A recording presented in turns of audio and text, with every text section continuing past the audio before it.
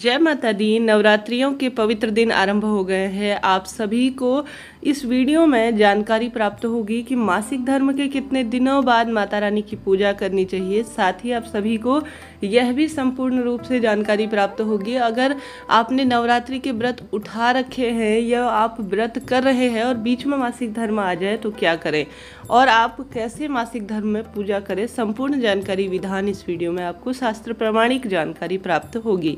जैसे कि शास्त्रों में कहा गया है, मासिक धर्म जो है विशेष रूप से महिलाओं के लिए आराम करने के दिन होते हैं। ऐसे में जब महिला मासिक धर्म में होती है तो पूजा पाठ, मंत्र जाप इत्यादि में उसका पूर्ण रूप से मन नहीं लग पाता। इसके पीछे कारण यह है कि शारीरिक पीड़ा है और ध्यान कुछ मूड जो है, कहने का अर्थ है कि मन विचलित होता है, जिस कारण से पूजा पाठ ऐसी क्रिया होती है जो कि संपूर्ण रूप से ध्यान के तहत किया जाए तो ज़्यादा फल इससे प्राप्त होता है। ऐसी स्थिति में अगर आप सभी के साथ भी मासिक धर्म हो रहा है तो सबसे पहले आप यह जान लीजिए कि कितने तारीख को अर्थात कितने दिनों बाद आपको माता रानी का पूजन करना चाहिए। साफ स्वच्छ स्पष्ट रूप से शास्त्रों में लिखा गया है कि मासिक धर्म के 5वें दिन से आप सभी को पूजा करनी चाहिए। 5वां दिन अर्थात 4 दिन पूर्ण हो जाए और आप सभी साफ स्वच्छ हो गए हैं, रक्त स्त्राव इत्यादि नहीं हो रहा है, तो आप 5वें दिन से माता रानी के सभी स्वरूपों का, कुलदेवी इत्यादि का भी पूजन कर सकते हैं।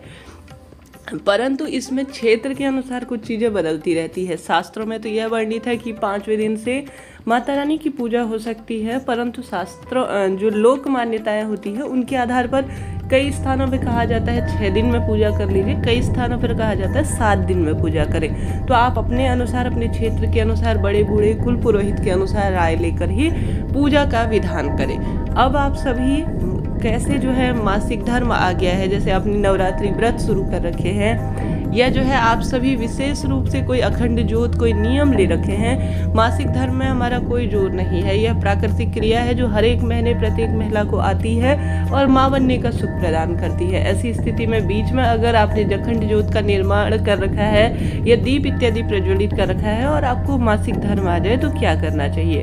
ऐसी स्थिति में आप सभी क्या करें कि व्रत तो आप सभी छोड़ेंगे नहीं। व्रत में तो आप नियमित रूप से कह रहे हैं, लाल पीले रंग के वस्त्रों का चुनाव करें, स्नान इत्यादि से जिस तरह से आप निवृत्त होते थे, देवी पुराण का पाठ इत्यादि करना, श्रवण करना आप इत्यादि जो है, और साथ ही मंत्र जाप का विधान करते हैं तो अपने हाथों की मदद से प्राचीनतम समय में इसी प्रकार से जो है मंत्र जाप इत्यादि किया जाता है। मानसिक पूजा आप कर सकते हैं, भगवान की किसी चीज़ को आप स्पर्श नहीं करेंगे।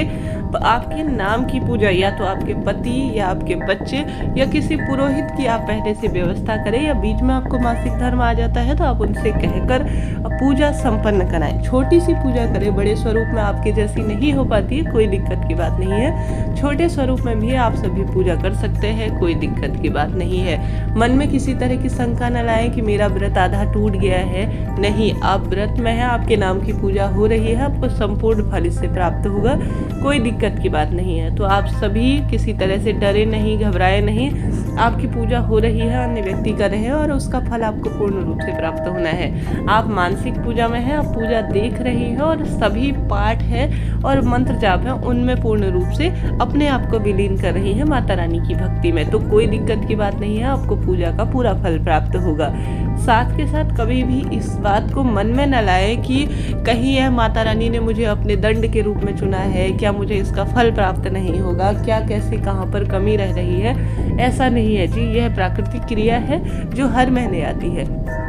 आप विधि विधान से पूजन करें। माता रानी के 5वें दिन अर्थात आपके जो मासिक धर्म है, आपको उस दिन बाल जरूर से धोने चाहिए। जैसे 5वां दिन हो रहा है, आप माता रानी की पूजा में जा रहे हैं, आप साफ स्वच्छ हो रहे हैं, आप कोई भी बार पड़े, कोई भी दिन पड़े, कोई भी नवरात्रि का मुहूर्त हो, कुछ भी हो, परंतु आपको पूर्ण रूप से बाल धोने हैं। उसके बाद ही माता रानी को स्पर्श करना है मासिक धर्म के निवृत्त होने के बाद। इस बात का ध्यान रखें, साफ स्वच्छ कपड़े पहने तभी जो है अपनी पूजा आराधना को संपन्न करें।